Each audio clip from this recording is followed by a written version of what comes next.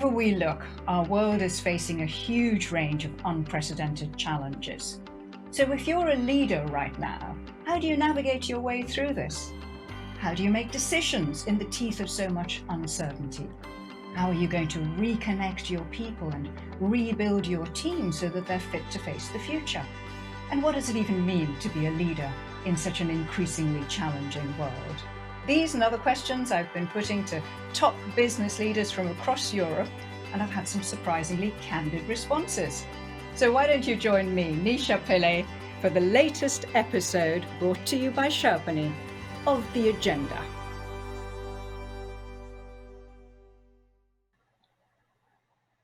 My guest today believes that meetings are one of the key tools, one of the key leadership tools that managers have at their disposal. How can that be when most of us think that they're a necessary evil at best to be tolerated? Well, we're about to find out. Let me introduce you to Tobias Häckermann. He is a serial entrepreneur. He set up his first company at the tender age of 18, and he's now on to his third. And it's not just about meetings. I'm going to talk to him about leadership. What does he think as an entrepreneur are the key ingredients of leadership? It's great to have you because I really want to ask you about what it was like being an entrepreneur at the age of 18. You must have faced some big hurdles. It couldn't have been easy. Well, I started into my entrepreneurial career sort of by accident.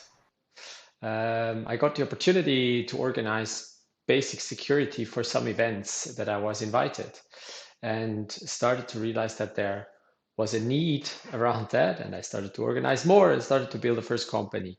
And in the beginning, it went smoothly and it just grew very naturally.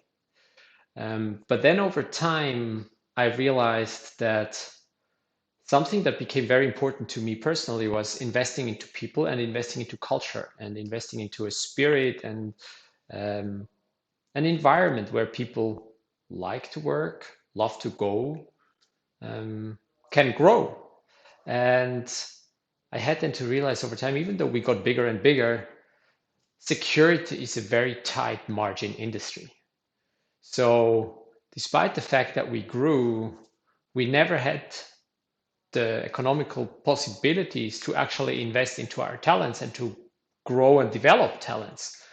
And that's something that I took out of that. Whenever I'm going to found another company, I want to do it in an industry that allows me, where the margin allows me to properly invest into the culture of a company, into the environment, and ultimately into the talents and people that I work for. What would you have done differently then if you'd had the margin leeway, if you'd had the comfort factor to be able to invest in people? What does that mean? Well, it means probably three things. Number one, to invest time and headspace into thinking about what are the values of the company I'm building? What is the culture that I want to create? And it starts with going back to the very own values that we carry in us. If we are founders, entrepreneurs, and build a first company, ultimately, company culture is going to be a strong reflection of our own values. And it takes that time to find those values in us. Would have taken the time to find it in myself. So that's number one. Number two is then build routines and sparks within the company to bring that culture alive. What does that mean? That this can be events, this can be get-togethers, this can be playing a game together, this can be how you paint an office, it can be how the welcome package of people look like, it can be how you steer your town hall. All these elements, it's like you reflect your culture and your values in all of those elements where leadership actually happens. And number three, obviously, it's hiring great talents and being able to pay them sufficiently that they can stay and work and grow within your company. And why does it take so many hundreds of things? What is this thing called culture? We talk about it so much. Can you boil it down for me? Culture is gets visible in crisis. It's when you're close to fail. It's when the pressure is extremely high. I think that's the moment where culture gets visible and experienceable most. Um, and obviously, all the things you do around building culture is focused towards that moment where you really need the entire team, the entire culture, the entire company to hold together, pull on the same string into the same direction without questioning whether it's right or wrong. We need to do it. And that's when culture becomes visible. And also that's when the strengths of a culture gets visible. So, what do you take away from that then, Tobias? Because you can't create crises out of nowhere just to bring people together, right? So, how do you create that kind of bonding then in the absence of a existential crisis? So it's absolutely, you cannot create an artificial crisis, but what you can create is moments of tension, of positive tension, and moments of getting together. And at Sherpany, we do that with retreats. In retreats, where we bring everyone from the company together into one place where we stay together for 1 week. And it's not just about getting to know each other and mingle, but it's about having specific tasks or a specific challenge to be solved in cross-functional teams. People come together that have never been working together and work on that challenge. And there is a certain tension in how we plan those challenges, what's the rhythm over that week, and also ends obviously into sort of a winner takes it all mindset. And that tension and bringing people together that have never worked together, again, allows us to build those moments of bonding and obviously then also partying afterwards. It's also an important part of bonding. I was going to ask you, how do you lead a fast growing company? And you've got locations all around Europe, right? 4 or 5 different locations. Every year you're bringing in more and more people. Is this one of the essential tools then, these kind of retreats? Or do you have to do other things along the way? Because you say you only meet every couple of years or so for the retreat. So as mentioned, these retreats are opportunities to make the culture visible, but it's not the tool to create culture. It's not the tool to keep culture alive and to also evolve culture. The main tool for that is leadership, is how we lead. And where do we do that? In meetings. So for us, an absolute fundamental instrument are meetings, the quality of meetings. In meetings, the way you organize meetings, the way you set up a meeting, the way you ask for clarity before a meeting, the way you open up with a personal check-in into a meeting where you address the emotional side of people, then starting into a discussion, making sure that everyone can engage during the conversation. Closing a meeting with creating that clarity and shared understanding of what's going to happen next. What is our rationale? What did we understand in that meeting? What are decisions that we have taken and who is going to do what till when? Getting all those little things right that make meetings great is a fundamental element of leading by example. And within leading meetings and within making their own meetings great, you demonstrate a lot of your culture because it's the moment where we come together.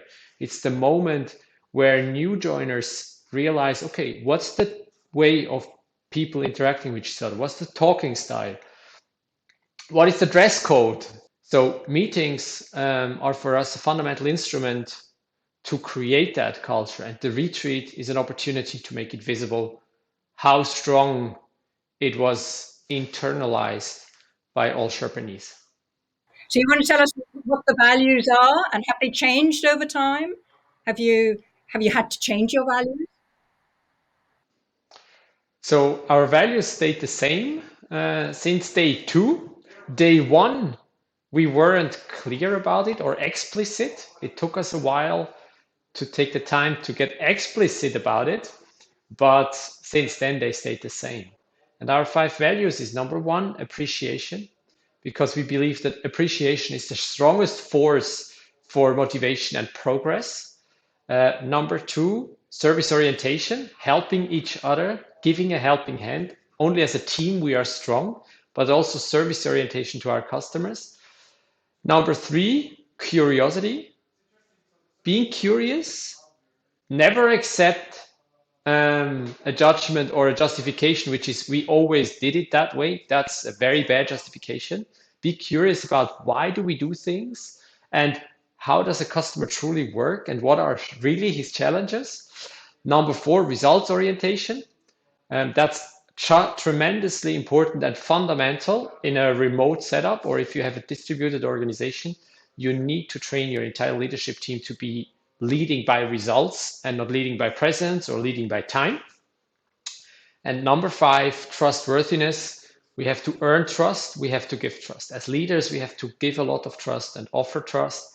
And as leaders, we also have to re-earn it every single day to make sure that as a company we hold together. And that's relevant in business too, Tobias. Are you saying that that's a really relevant trait to take across into business too? Trust trumps performance. Yes, I think trust is more important than performance. Obviously, we want to have performance and trust. So if you look and think about high performing teams, we look in two dimensions. Number one is performance, and the other one is trust. So it's very obvious. If you have a high performer of high trust, everyone wants those. And it's also clear if you have low performer with low trust, no one wants those. But now the question is, do you rather take a high performer of low trust versus a medium to low performer with high trust? And when we think about a changing environment, fast paced, digitalization, blah, blah, blah, all the things we know, trust is fundamental for the team spirit. That is really surprising to me, I have to say, because I tend to think of those very, I don't know, big cult of the leader type of tech leaders, right? Who are hugely driven, drive their companies and all their staff extremely hard, aren't necessarily the pleasantest people to work for, but boy, do they deliver results. Now, your model of leadership seems to be very, very different. Is it a generational thing, you think? I can speak mainly from my generation, and I think it might be a generational thing, but probably there are two things we have to differentiate. Number one, when we think about, boy, they delivered results, what are those results we measure them on? Yes, they did deliver a lot of economical results and performance driven results. And that's also reality. We have a million KPIs how to measure performance and negligent to zero KPIs to measure trust. But when we think about society and where we want to grow, do we want to work always more and more and more? Or is it about building that society and also that level of happiness for people living in society? And ultimately, I think in my generation, this idea of maximizing happiness becomes more present and more important.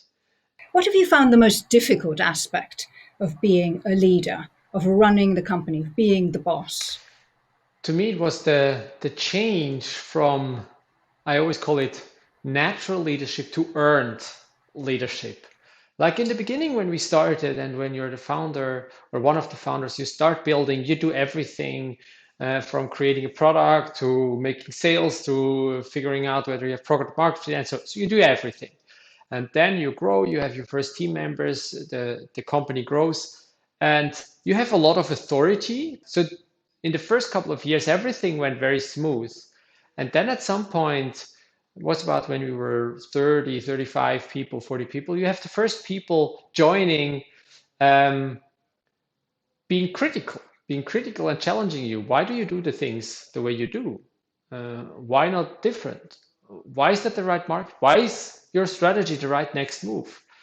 And through those questions in the beginning, I felt challenged. And then over some time, I felt questioned as a person. I took it personally. And that was hard for me. It was also hard for the company. But I had to go through it and re-earn leadership and get way more clarity. Why do I do things the way I do? Why are values so important for me? Why is the culture aspect of the organization so important?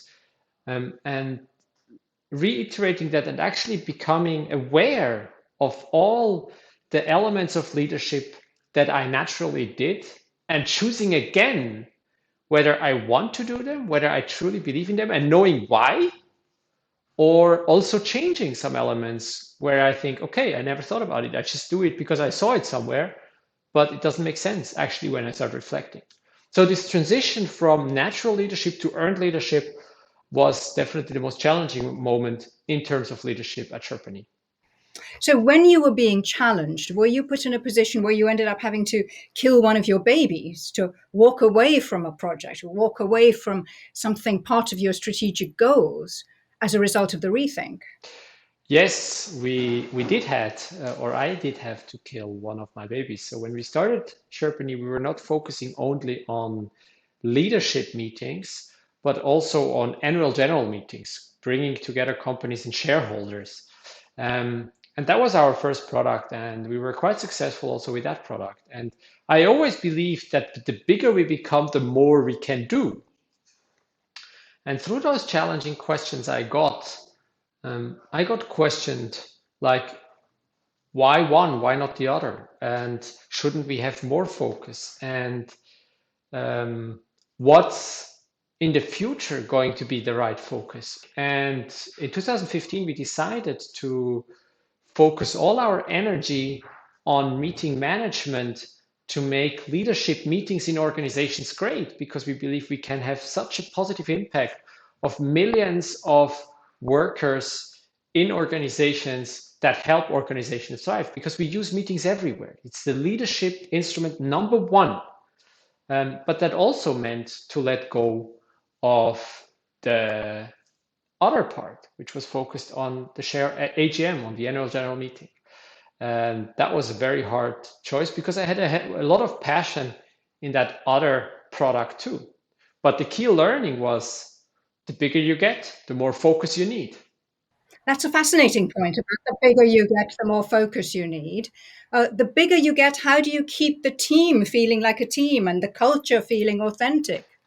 But the team feeling like a team, for me, what is always in my head when I remember that after that learning is NASA put a man on the moon. One simple vision and one mission to get completed. And so coming out from that is also our learning. One vision, make a world where every meeting counts. That's what every Sherpany is chasing for. That's what we work every single day for, to make sure that every meeting counts. Every single one who participates in a meeting deserves to walk out of that meeting energized. It's like, yeah, I know what I have to do. I got clarity. I got the decisions I needed. I know what I'm ready to execute. And that's what we want, right? This feeling of progress, this feeling of motivation and energy when people walk out of a meeting. Our world is such an uncertain place right now, Tobias. So, as our conversation draws to a close, I wonder if you can share with me your thoughts. What do you think the key areas of focus will be for leaders when we're trying to grapple what the post COVID world looks like, where the new normal point will be for hybrid working? What is going to be the new normal? And where do meetings come into that? What are your thoughts? Now, there are a couple of obvious things is that it's going to be a more hybrid world. People are working from remote or work from anywhere, combined with some offices. So I could think and talk about that. What is my take here? But when I think about leadership, it is about how to keep people together, how to embrace them, to embrace whatever that new normal looks like. Now it's the pandemic. Maybe in 3 years, it's another financial crisis. Maybe in 5 years, it's the next pandemic or a big hit from the entire global warming, which is a tremendous challenge for us as people, as humanity to solve forward. So as a leader, it comes back to making hope, building an environment that we can tackle those challenges one step at a time, and shifting the focus to actually making the world a better place with everything we do. Tobias, our podcast series, The Agenda, is all about leaders on leadership. So, can I ask you, what do you think is the key defining skill, as it were, for a leader with a young and growing workforce? What's our role as leaders? I think it's first accepting it, facing the facts, and acknowledging that we have to do something and we can do. And number two is to embrace, to believe in our own capabilities and to believe in the capabilities of our people, of our team, of humanity. Together we can solve that challenge. We're not gonna solve it from one day to the other, but we're gonna solve it together. And not every time or everything we try is gonna work out, and that's okay. It's okay to fail, but together, if we make enough experiments, if we try hard enough in enough different ways, we can make it happen. And that's definitely something that we as leaders have to embrace every single day and also hold up the flag and say, we can do it. Tobias Häckermann, it's been a great pleasure speaking to you today on The Agenda. Thank you for joining us. Thank you.